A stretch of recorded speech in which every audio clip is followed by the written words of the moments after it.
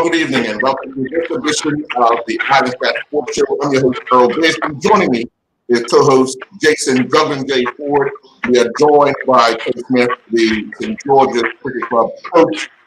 Well, Clay, the St. George's Cricket Club have successfully defended their T20 title. The 50 overs didn't go the way you wanted it to go, but putting the emphasis on the defending of a title, was that a plan starting out the season? Yes, that and more. Obviously, with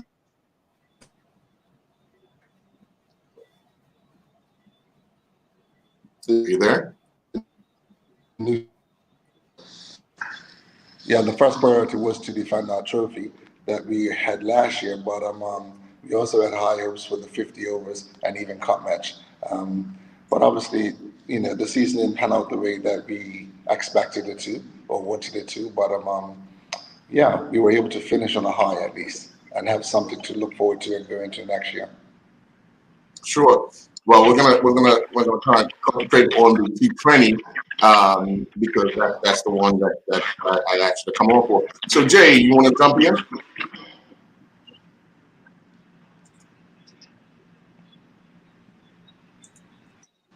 Did he jump? Internet problem. So, Clay, starting out after the 50 overs and then after cup match, you turn into the T20. And so far, you've been undefeated. So what was the plan set out, especially to defend the T20 title? Well, to be quite honest with you, after cup match, I actually invited the team over to my house. We had a dinner, / barbecue type of thing, and had some different talks and stuff that we had laid out for them, and we just had to refocus and make sure that we didn't come away with this season and not having won anything, So had a heart-to-heart, clear the air type of thing, and told them what's expected of them moving forward for the rest of the season. And I wasn't concerned what any other club was doing, just about what we were doing and making sure that we were doing the right things and following the processes to be successful. So, Jay, you dropped out at just as I was saying that we're looking to concentrate on the T20. So you want to jump in? Well, first things first, congratulations, Clay, to you and the management, and especially the team. Well deserved. The season's been ups and downs for all the clubs, right? Just the schedule and also available players. But you've been able to keep a good nucleus of your players throughout the whole season, which a lot of teams have struggled with. I've even looking at your lineup in the last 4 or 5 games, and still really had most of your players at your disposal, which is actually a tribute to the management team, because you normally see that drop off, especially when late in the season, get closer to football, guys looking to play the big ball, and they're not as committed. So to see that what you guys have done in 2020, and for somebody on the outside looking in, you hear the big names like the Allen Douglases and the likes. But when you go and comb through what you guys done game by game, it's truly a team success, because you had numerous guys come good almost every game, and that is something that you got to attribute to the whole team itself. Yes, and it goes back to the beginning of the season, to be quite honest, Jason, because for us, our season started way back in March when we started training, you know what I mean? And like I talked to Earl earlier and said that the 50 overs wasn't as successful as we would have liked. So we had a heart-to-heart about, making sure that we come away from the season with something. And I always talk to my players about, what's their why? What's the reason why they play this game? You know what I mean? And I'm always saying to them, like, we cannot be committing so much time to a sport and not getting anything out of it. You know what I mean? When you think about these guys that are training 2 nights a week, playing Saturdays and Sundays, like, we're not going to do this for fun. We have to do it with a purpose. And our purpose was to make sure that we at least defend our title. And so and I take my hat off to the players because they've been totally committed. Uh, Funny thing is, about 2-3 weeks ago, when we were like halfway through the season, I was like, guys, you know what? Things are starting to die off. Let's just go one night a week for the rest of the season. And guys said, Coach, no, we didn't come this far to stop. We're doing 2 nights, and we're doing 2 nights right through to the end of the year. So that's what we've been doing, and that was a request from the players, and I heard to it. You know what I mean? So I applaud the players afterwards. I applaud them, each and every one of them, and have been totally committed to the cause. And what can I say? They're very worthy of being T20 champions. They deserve it. Yeah. Well, I mean, you've had everybody pitch in one way or the other, but clearly, Onias, who's been your captain, has been one of those mainstays for quite some time. What does he bring to this particular team over this course of the T20? Onias is a leader. He leads from the front with the bat and the ball. You know what I mean?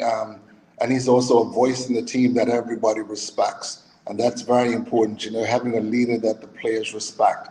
And he respects them as well, you know, so it's a mutual thing. And he goes out there and he puts in, he performs, and he's been consistent throughout the whole season for us. And there have been times when, as you know, Alan Douglas is probably our T20 #1 batsman. There's been time like last week when Alan failed, and I stepped up to the plate. Another one, Mackay Simmons stepped up to the plate. And then when these guys feel, you have Treddy, you have Jonte, you have Tamika, you have Azari, all these guys have chipped in over the season, you know. And it's been, like you guys said, it's been a total team effort that's helped us to be successful. When you put your finger on what was that turning point, because you guys went early in the season in the T20, you were undefeated. You got up to Bailey's Bay, who were also undefeated. What was that turning point where you said, okay, we want to put ourselves in the driver's seat, and now we can make our way here? Yeah, playing Bailey's Bay was the key game, to be quite honest with you, because if you recall, they beat us twice this year in the 50 overs. Yes. So us going to their home for the T20, we went there with a purpose, and we knew that we had to be at our best. And to be quite honest with you, that game against Bailey's Bay, the first game against Bailey's Bay in the T20, was probably the best game that we have played all year with regards to a total team effort, because we got off to a really decent start, you know what I mean? And we got ourselves set, and then we lost a couple of quick wickets, and then I believe it was Jonte and Zari came in, and they put on a good partnership or whatever. Sinclair Smith came in and scored some runs. So everybody really just done their part and chipped in. And that's what it's about. That's what it's been about with regards to this T20, a total team effort. Yeah. Jerry? Yeah, we're speaking much about the batting, but I'm probably more impressed with the bowling. You know, the lack of extras, and the economy rates up mostly all the bowlers, especially the top bowlers, right? I believe, and we looked at somebody like Zico prior to that tour. You know, the numbers wasn't as great, but since he came back from that tour, he's been on fire and picking up almost 2 wickets almost every match. Speak more about the bowling and the passion that I see, likes of Mackay and these guys and Zari, they bring that passion in the field. Talk more about the bowling and your fielding side, because I think realistically, you do make runs, but you also got to defend those runs, and you know, some of those games you had to defend some runs. Yes, that's very true, and that's a part of our game that often goes unnoticed because we've been so powerful with our batting aspect of it. But like you said, Zico came back from the tour, and in the very first game, it was 50 overs. It was a 50-over game, but he picked up 7 wickets right away in that first game, and his season just going on from there, leaps and bounds, you know. But there have been other players that have stepped up. The youngster also came back from the tour, Jabari Darrell. He's been very consistent since he's came back. And you know what? I have to say this, and it's no excuse, but I really think there's 3 weeks that they ran away.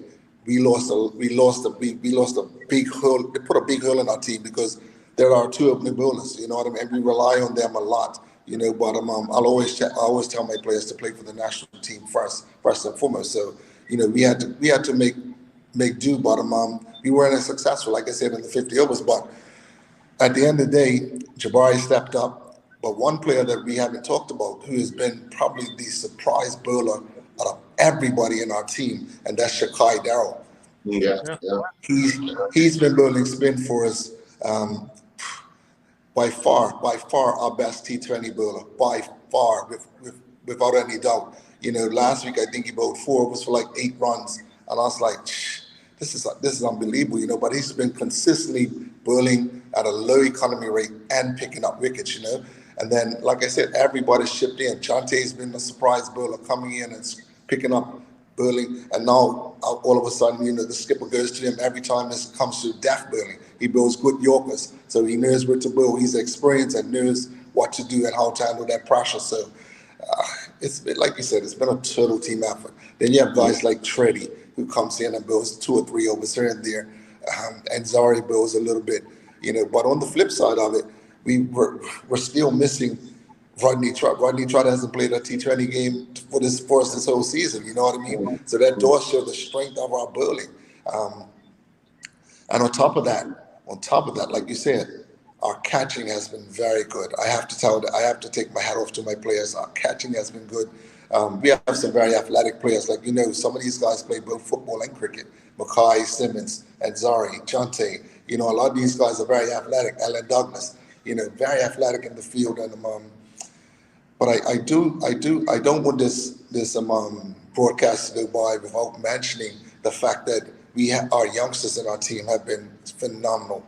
I mean, there's been like Aya Cannoner, Brandon Swankson, Rohan Richards. These youngsters have been totally committed. They've been training all year round, and they've been waiting for the turn. They don't always get their turn, you know what I mean? They haven't really got a lot of chances in the 50 overs, but in the T20, they've got a lot more opportunities, and they, in one way or the other, they've helped out and made a difference, And I just want to applaud these guys for sticking it out, because a lot of times you get people that if they're not playing, you don't see them no more. They go missing, And I've tried my best as a coach to, one game or two, give this guy a little show, give him a little show, and even the last, like I told these guys, this weekend here coming up. We've got Cleveland and we've got Thompson. And yes, the priority is to still try and go undefeated, but I do want to showcase their talents and give them bring them to the forefront a little bit more. You know what I mean? So, yeah, they'll get their turn this weekend. Yeah. Now let's talk a little bit about last weekend. I know this weekend's coming up, but last weekend you played Western Stars at St. George's, and then you had to make a quick trip up to Seabreeze for a second game. After the Western Stars game, which obviously started late, ended early, but what was the message at Seabreeze going into? You knew it was an all-important game, knowing that they had already lost earlier in the day to Southampton Rangers. Yeah, that was a bonus for us, because we knew that if we beat Baylor's Bay, the title was ours. You know what I mean? So, but we felt that at the beginning of the day. We win both of these games, we're going to win the league. The league will be wrapped up that weekend. So after coming off of playing Western Stars, which I thought we played a very, very quality game. We played, pretty much done everything up to par. We left St. George's on a high to go to Baylor's Bay. So once we got to Baylor's Bay, it was like, okay, they were sitting up there relaxing, sitting off talking or whatever. And I was like, let's go, fellas. We're here on a mission. Let's get this thing. We went down there. We warmed up like we would do any other game. And we were ready to play. And we went out there and we bowled just like that. And we felt just like that. We did a superb job in the field, bowling Baylor's Bay out for 80 runs. When you talk about guys like Stephen Otterbridge and Terran Frey and a couple of other guys, Courage Durham, to restrict them to 90 runs, was a phenomenal feat in itself. But if I'm honest, I was totally disappointed and just highly disappointed at our batting performance that afternoon. Like, I would have expected us to, especially the fact that, Kyle Hudson was pretty much just about running into bowl. He had a bad ankle injury that he was struggling to bowl off of. And they had one or two other quality bowlers. But with my team at the power that they are, I didn't expect to lose more than at least 3 wickets, get at the most, getting that total. So for Bayless Bay to actually come that close to beating us, it says a lot about their team as well. You know, they had heart, they played with heart, and besides, it was at their home field, so they had to show some character in front of the fans. You know, and once you start losing, as you know, guys, once you start losing 1 or 2 wickets, and the fans start getting on you, it's a whole different ball game. And my players buckled under the pressure, to be quite honest with you. I think they buckled under the pressure, made 1 or 2 silly outs, and then right at the end, the game was won. The youngster who I just mentioned, Brandon Swankson, he's been training consistently all year. And over the last 2 weeks, I said, you know what, Clay? Let me make sure every one of these guys got a hit in the nets or got a hit in the middle, because I don't know when I'm going to need them or if we're going to need them. And it just so happened we needed this kid to come good, and he came good, scoring the winning run. Yeah. Well, we're going to take a quick commercial break. When we come back, Jay, you're up. We'll be right back.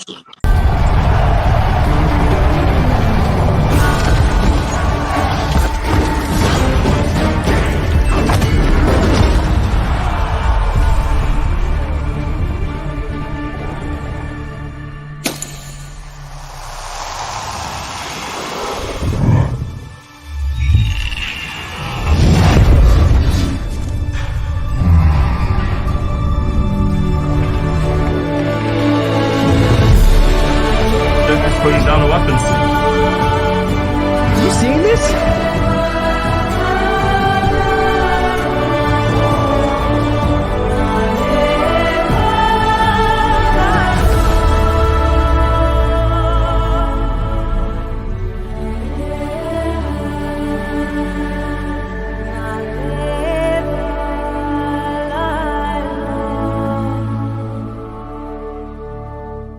Welcome to the new bulk store, Lindo's Next Level.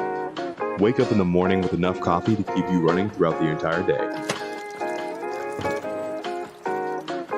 Your pet at home deserves the best. Stock up on dog food to keep your puppy happy. Need a quick, tasty lunch at home? Your chicken nuggets will be jumping right out of the freezer. What's a movie night without popcorn? You can never have too much. Lindo's Next Level. Why go anyplace else? I'm also thankful and grateful because my greatest value of my life is my legacy. But why I do it? I feel supposed to do it. I was put here to be here, to do what I'm doing right now. Once I see somebody moving, it's the greatest joy for me. There's a little person being born. I am thankful that people have given me the trust, you know, for me to empower them, from my players to my family to friends. And that's what I'm thankful for. I'm thankful that people have allowed me and trusted me to be in their life.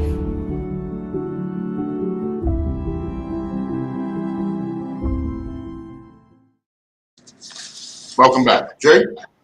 All right, Clay. So we've been talking about the players. Let's get in your mind a little bit. Let's talk about the coach a bit. 2-part question for you. 2-part question. Sure. So we know the challenges that both formats, you know, give coaches, whether it's 50 overs or whether it's 2020. The first part of the question would be trying to get that balance right of because once a team starts to win, they sort of almost neglect some of the young players unless it becomes a necessity where they need the players to make up numbers. But how are you able to balance or convince or motivate your players to still be in the field, even though they may not be getting the playing time? Because the shorter version of the game, obviously, for the most part, they might not even get a hit or a ball, but to keep them motivated. The second part of the question would be, how do you transition from this 2020 success to the 50-over success? 2 good questions. Well, first of all, Jay, it's been extremely difficult, I have to admit, trying to get everybody a chance to be successful. So one thing I emphasize to my players, and I built my whole philosophy, my coaching philosophy around this from the minute I stepped into St. George's Cricket Club, was that we are one team, and every single player throughout the season will play their part. When it's your turn to play your part, just be ready. You know what I mean? you may be an opening bowler, but I may not need you to bowl today. I may need somebody else to bowl. You may be an opening bat, but I may need you to bat in the middle of the team. And I have to get these guys to buy into this philosophy, because when you've got a team that's got so many talented players, like you say, they do frustration does set in, and it does. I mean, especially in the shorter version of the game, T20. For the most part, I want to say our top 5 do majority of the batting. And I have guys like, I'll say, for instance, Tamiko Wilson, Sinclair Smith, who haven't been batting up in the order for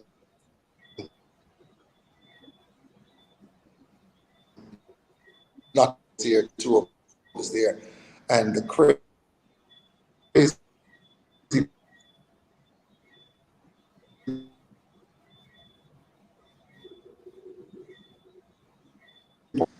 is to get you a hit in the middle, because I find that you've been in such good nick. You were early in the season, I felt he was in such good nick, but he's not needed. I don't think he's had, to be honest, I think he's had maybe 1 hit in the whole T20 round, you know.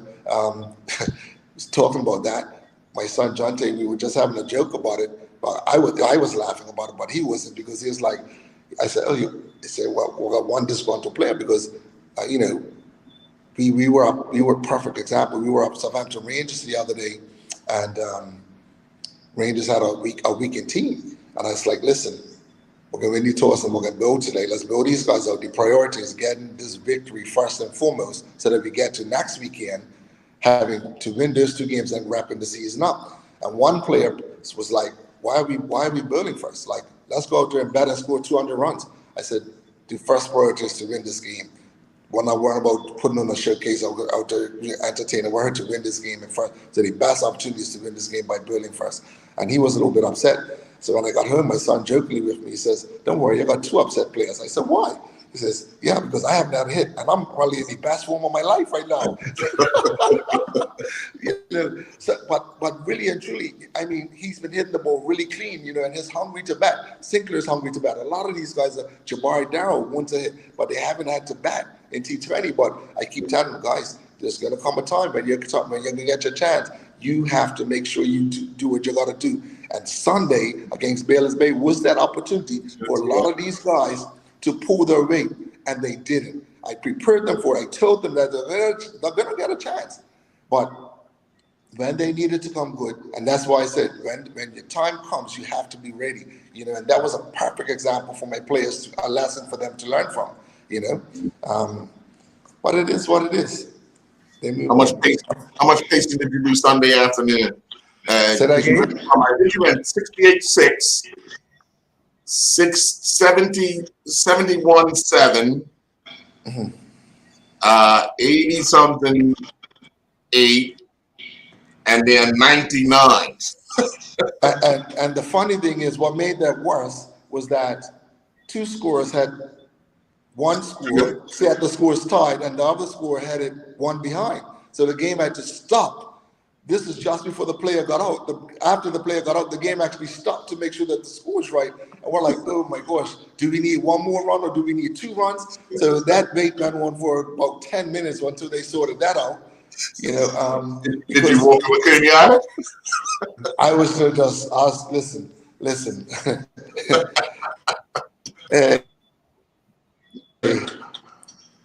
I was so angry at my players for their lack of discipline in their batting performance. And part of it comes down to, I don't know, they might have been a little over cocky, a little arrogant or whatever, a little overconfident because of the fact that we had built them up for 90, and early in the day we had scored, 80 off for 2 maybe. So it was like, right, we're just gonna knock this score off or whatever, you know, and go home. Like, so they probably got a little bit overconfident, and that happens, you know, so we have to learn from it and make sure it doesn't happen this weekend coming.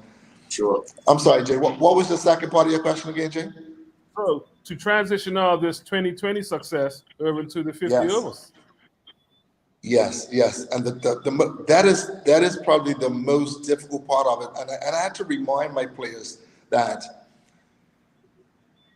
for the last 3 years we have played nothing but T20 cricket up until this year.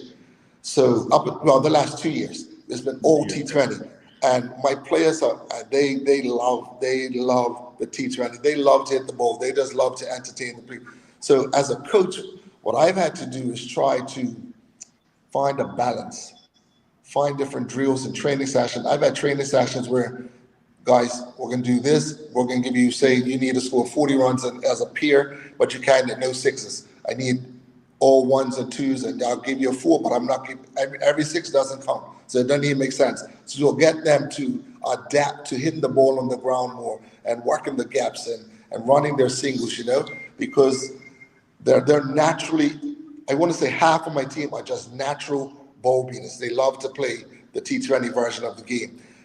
What's helped us is like guys like Treddy, guys like Tamiko, guys like Jonte, and even Sinclair, and Zari especially. But part of the problem, Jason, is that we've had a lot of our players,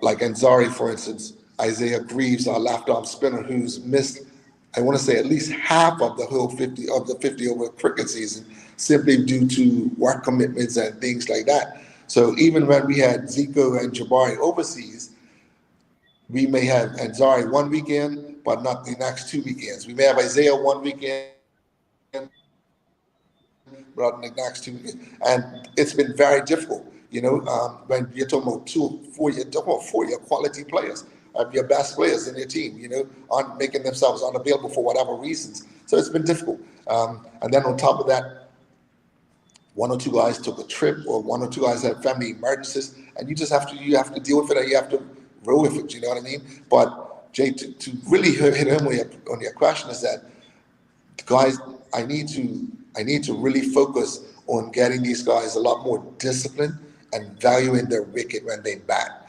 I don't think they value their wicket when they bat.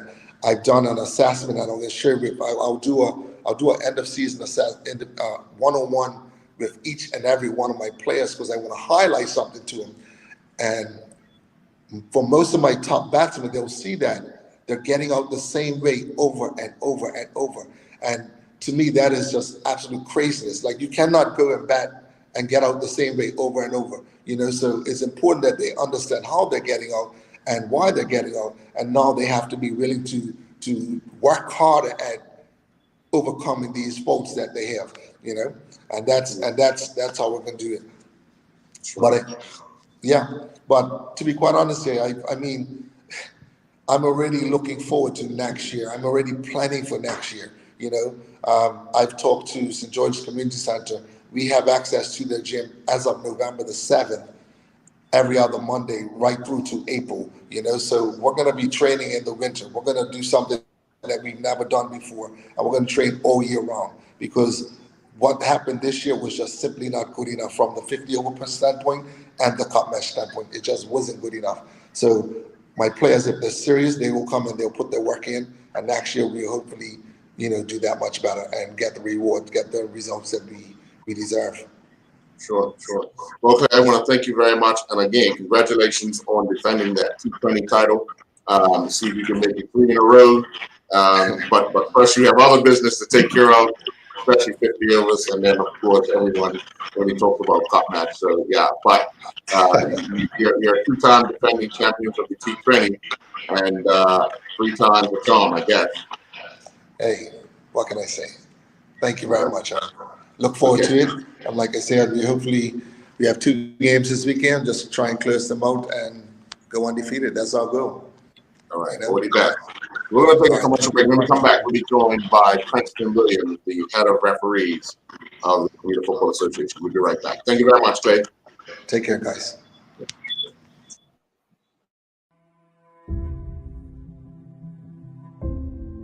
I'm also thankful and grateful because my greatest value of my life is my legacy. But why I do it?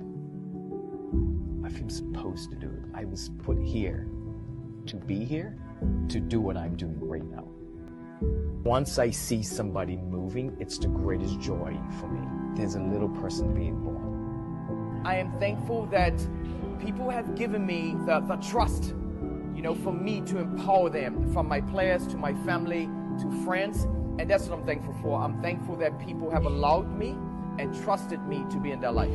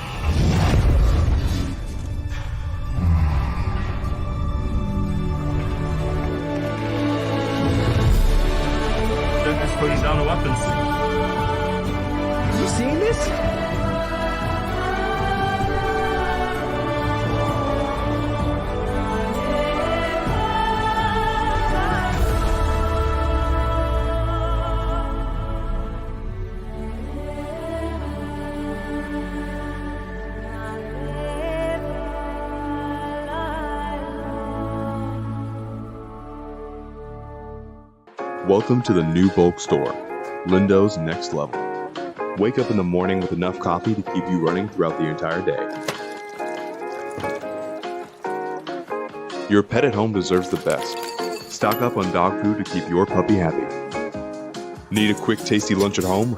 Your chicken nuggets will be jumping right out of the freezer. What's a movie night without popcorn? You can never have too much. Lindo's Next Level. Why go anyplace else? And welcome back. We want to welcome the head of refereeing for the Bermuda Football Association, Mr. Frankston Williams. Mr. Williams, just about 7 days ago, it was announced that the United Soccer League, the USL, and the Caribbean Football Union, CFU, announced a long-term partnership that will shape the future of the game across the Caribbean with the 31 member nations, including Bermuda. One of the things that stood out for me was the fact that they're looking to increase the refereeing side of it and make it available for not only USL referees, but CFU referees and FIFA referees to be switched in between.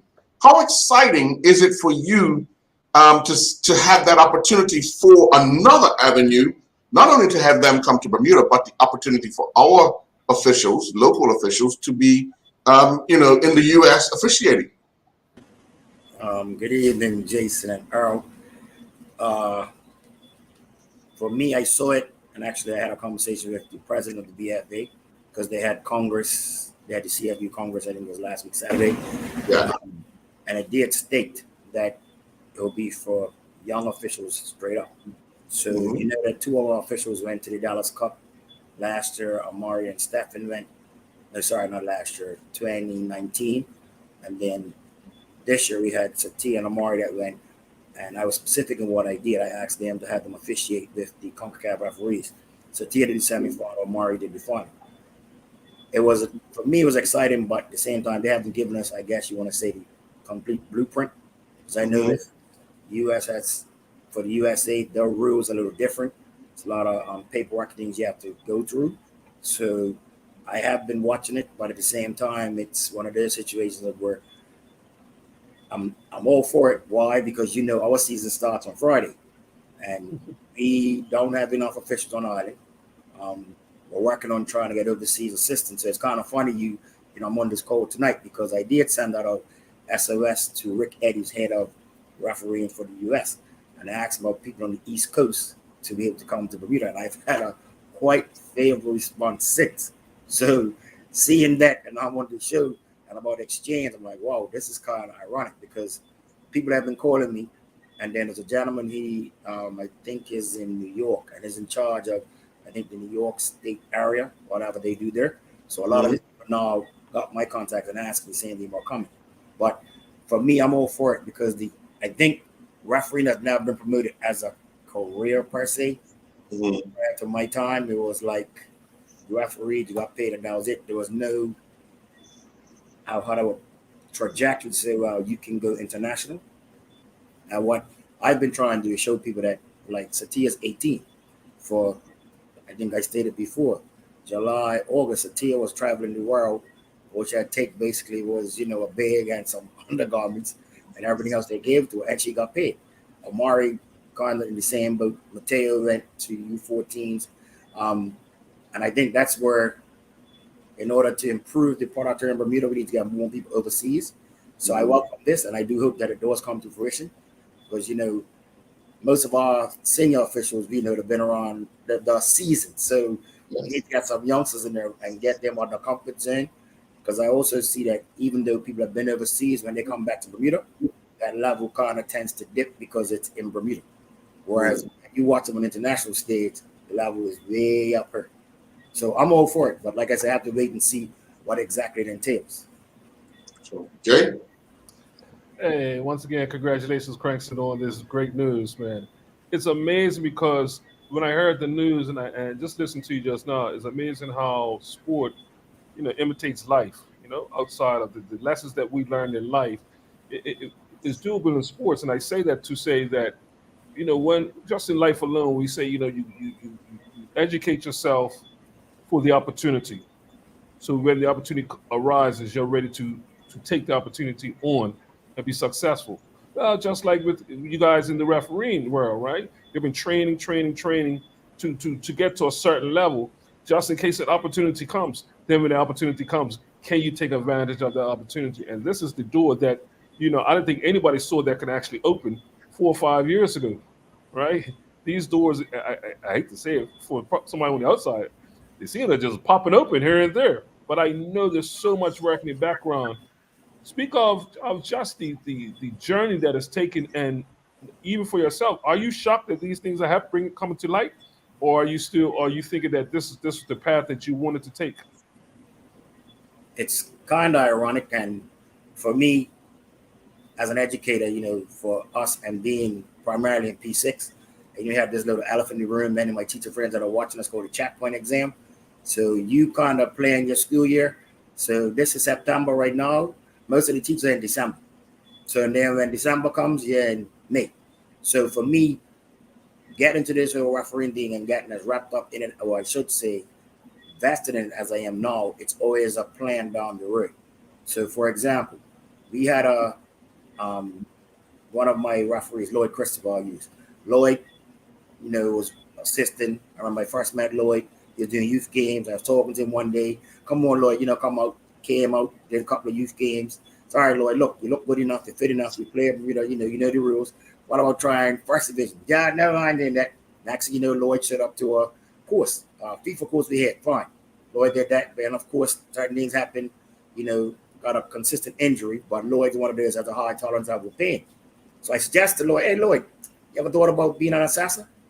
No, not me. I said, I'm serious, you look like you have the temperament for it.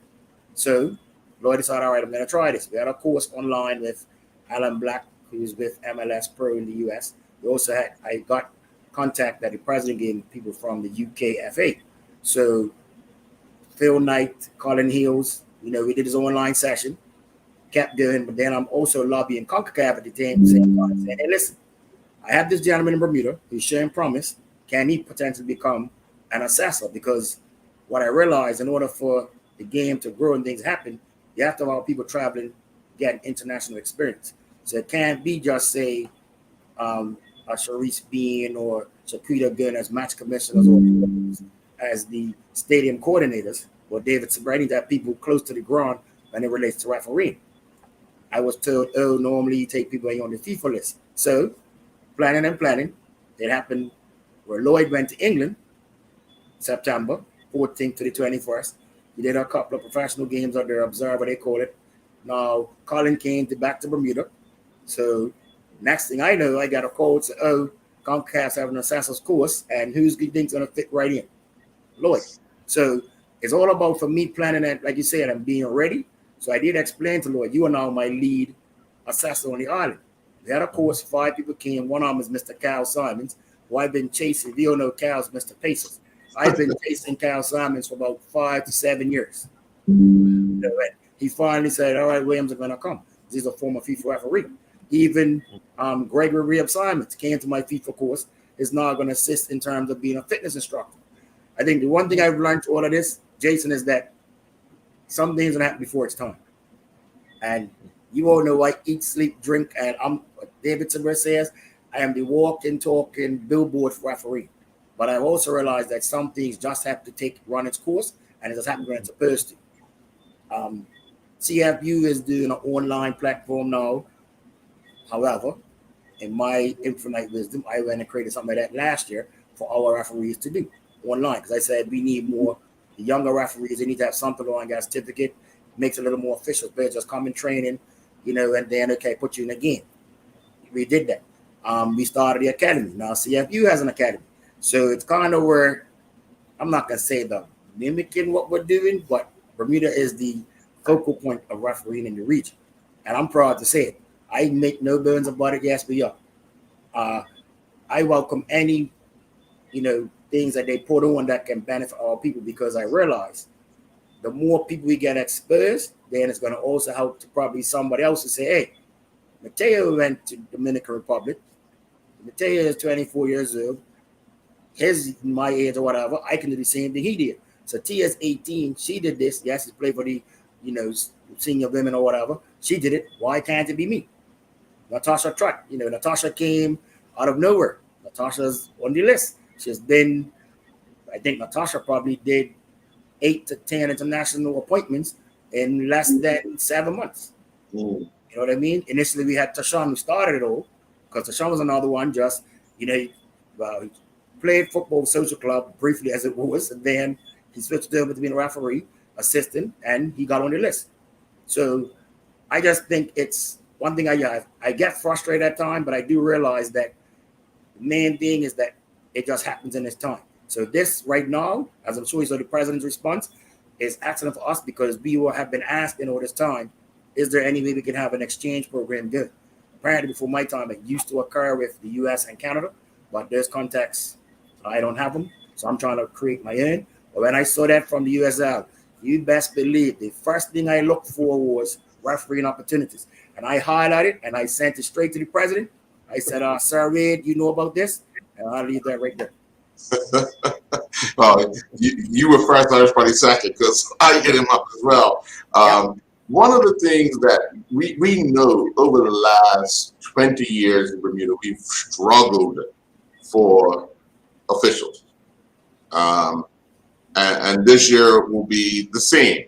Although we have, it's almost like you're a victim of your own success, because we have all the people that are constantly going abroad. There might be a time where we're going to be even shorter because they're going to have to do international duties, sort of thing. So when I talk about victim of your own success, if you look at the people that are on the list or knocking on that door, what would you say to that person that's standing on the fence that says, you know what, I'm thinking about it, but I don't want to. What would you say to that person? I would say come out and try it, because everybody has a different reaction to how things go or play out on the field. I know that if I was a referee, I'm a match commissioner. I tell the players all the time. They say, oh, Williams was short. You don't want to ref? And I laugh at them. I said, I'm an educator. I'm a disciplinarian. So you don't want me to be a referee. I said, because I'll be this guy. This is how this game would play out. I'm not tolerating any profanity. I don't care if you're saying it to your teammate for missing a goal. It just wouldn't happen. Now, the referees have the cards, and they do their due diligence. But we know in Bermuda, the main problem is the familiarity of everybody. And the other thing is a lot of the younger referees are officiating or the refereeing their peers or people that are older than them. So because I'm older than Jason, for example, and I'm on the field, and Jason will say to me, hey, Cranston, what you're calling? Jason and I are boys. After the game, we know we're going to see each other, go somewhere, and we'll go it. But on the field, people can't make that distinction. And that's where the problem comes in. Or, who's this young boy giving me a red card because I said whatever, when I'm used to doing that anyway? And I think that's where the problem comes in.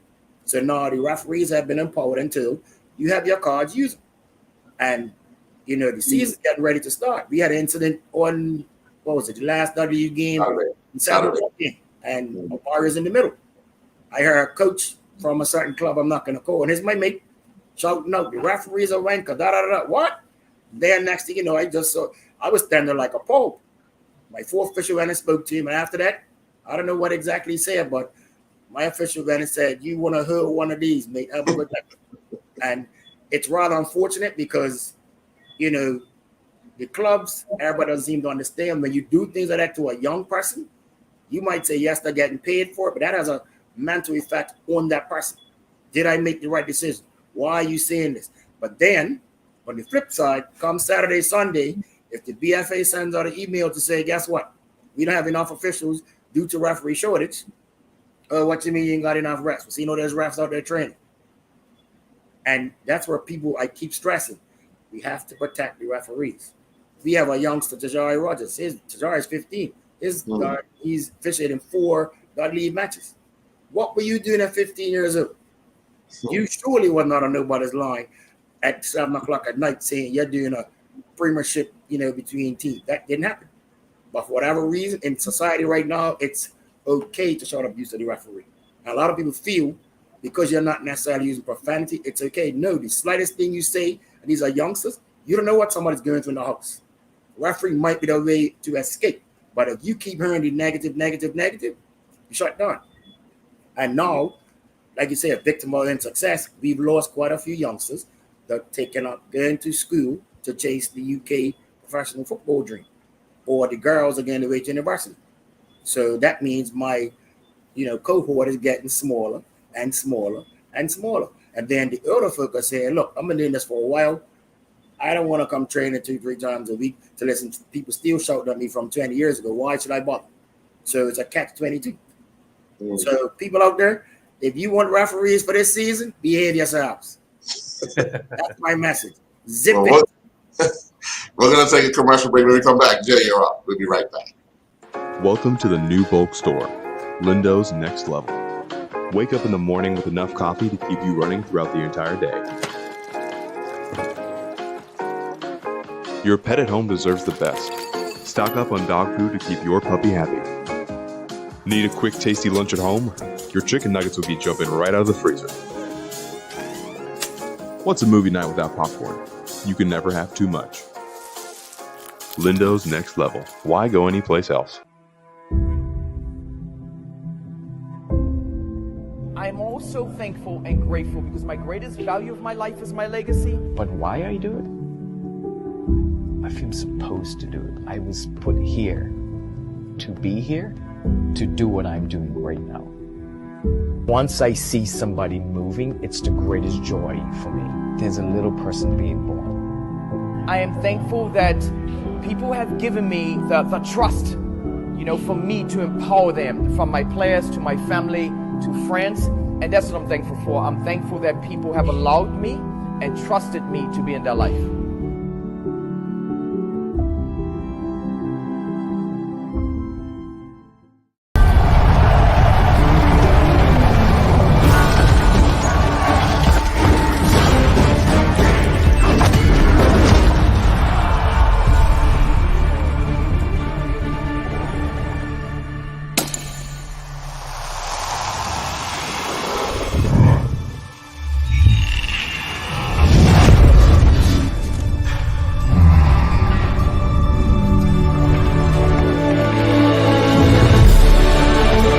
Putting down the weapons. You seeing this?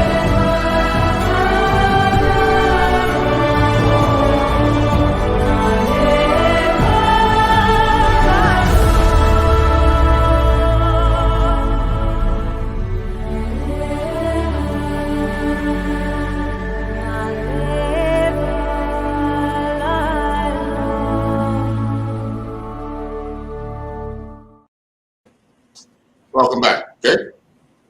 All right, Craig. So let's go outside of the island for a minute, because the lack of referees is not just a Bermudian thing; it's a worldwide thing, right? And not only in just football, but also in other sports, rather like cricket.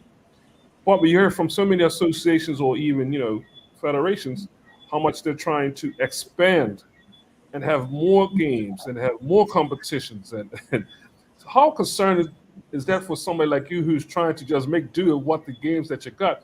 But this is what the agenda is to push worldwide: more football, more games, more competition. And even though we haven't really solved the problem of lack of officials, how concerned is that to you?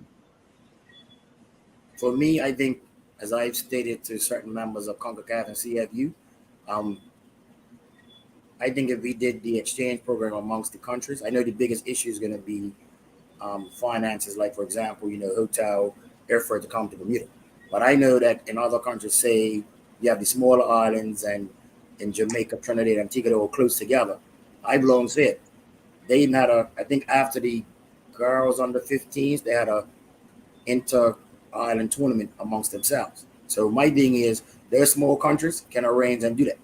So unfortunately, because of where we are, and of course our standard of living, that makes it a little difficult for us. Because I've been lobbying CFU to say, why don't you bring your next generation course? The next one you're having might be November, December. Bring it to Bermuda. But of course, the first thing stands out, effort. Then on top of that is also a lot of people don't have visas to go, the state to come to Bermuda. But I welcome, because the more you give people the exposure, the better they're going to be. And then to add to that, it's going to raise the level of football. You know what I mean? I look at it the day, well, because I had the foresight when I brought Daniel Parchment and Nicholas Anderson to Breedon. And I would never, ever forget when Dandy Tom played North Village at Bernard's Park. 30 That's seconds. to me something I would never forget as long as I live. Because 30 I distinctly remember, it was a little more than that, but before the game started, Parchy said to the Goalkeeper. Dandy Tom goalkeeper, listen, this is the colors. However, I could see your black underarm. I shouldn't see it. And, you know, conversation back and forth. And then before he went onto the field, Nicholas also said to him, hey, my friend, referee warned you. If he sees you when the game starts, he's going to book you. But, of course, in Bermuda, you know, the first couple of that doesn't happen. So, game started. It was a ball went out for a corner or something. No. Okay, was go kick. And the referee was taking his, I mean, not referee, the goalkeeper was taking his time, juggler to set up. And Parchy looked up, and I guess his black day came down. You had been warned. And I, you know, the funny thing for me was I said to both teams before the game started, listen, I know what you're used to. However, these are two tier 1 CONCACAF referees.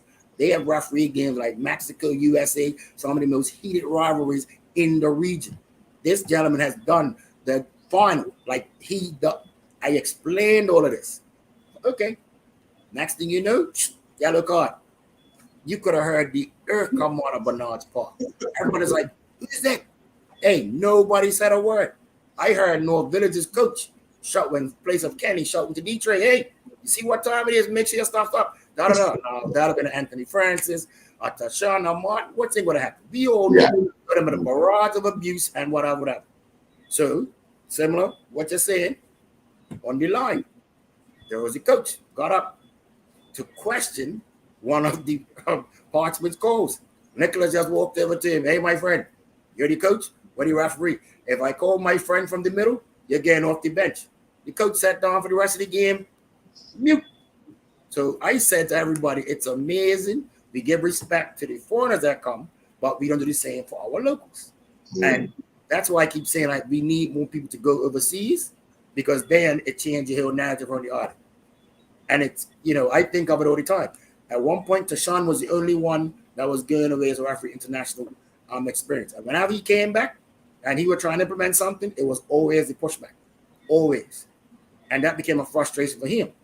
But now that we've had international people come here, it's like, oh, we respect them. Because I can assure you, the second game after that up at Somerset, Somerset hadn't dealt with partners. They didn't know. I can assure you, North Village guys came and saw Nicholas and Danny and Parchment and Amari. They told Somerset, hey, don't do this, don't do that, because they don't play. Somerset was there setting up, picking up the cones. The game, I think, started 8 o'clock or whatever it was. Parchment Blues was at 10-2. So Somerset went up, finished warming up. You know what Parchment told the coaching staff in Somerset? When I get her, I'm in charge of the game. I'm in charge of your field. It belongs to me. Pack up your stuff and let's go. You know and I know. Francis, Tashawn, Martin, Dwight, that would have been a whole different outcome. But everybody moved like you saying, Bo, got all the cones up and lined up quick time.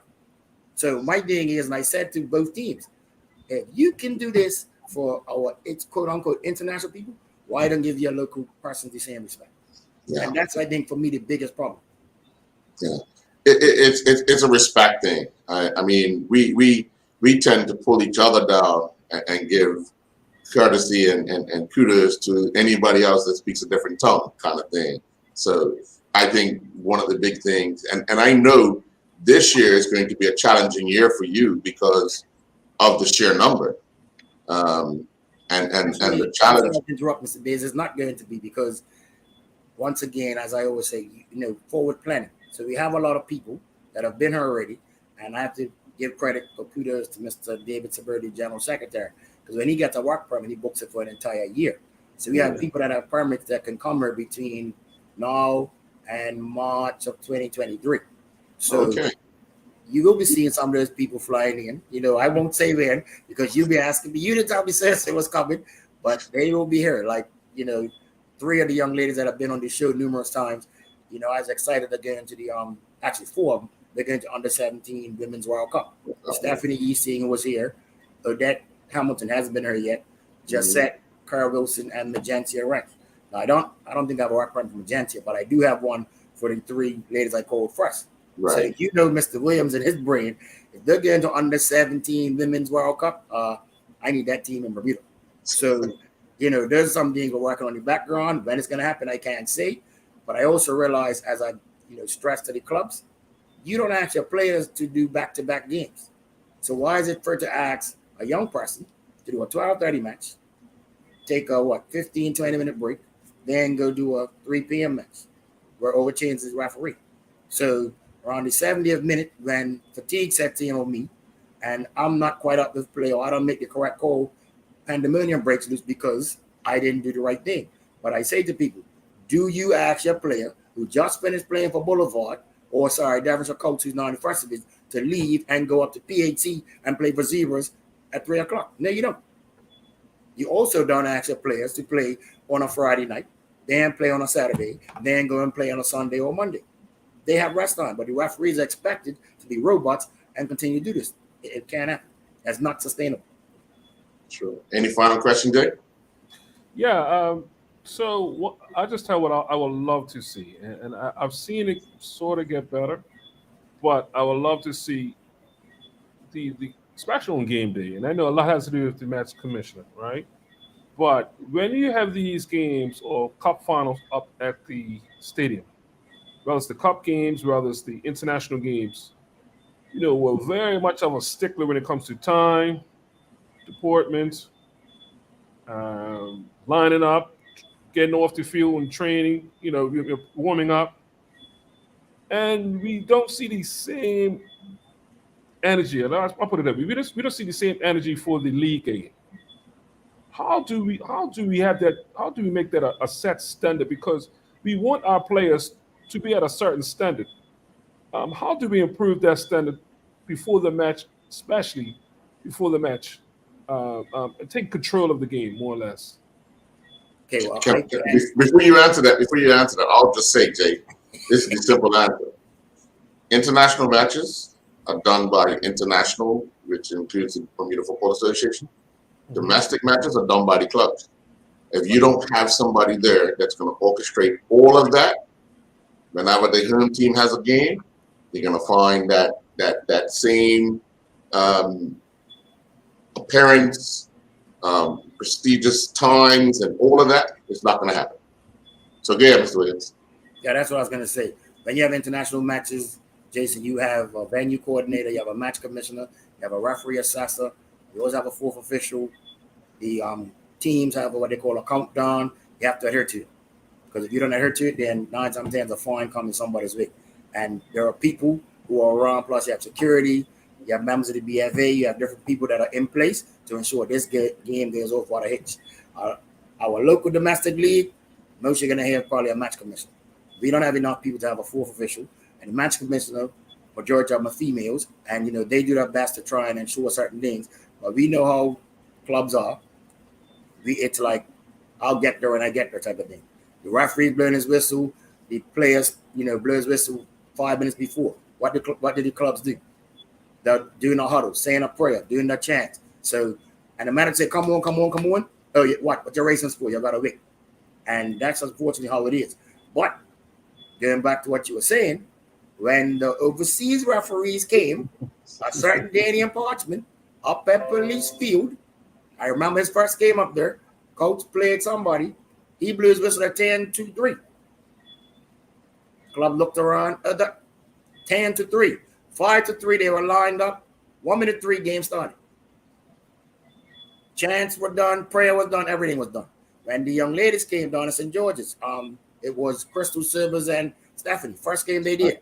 That game started 1 minute to 3. Oh, sorry. No, 2:29.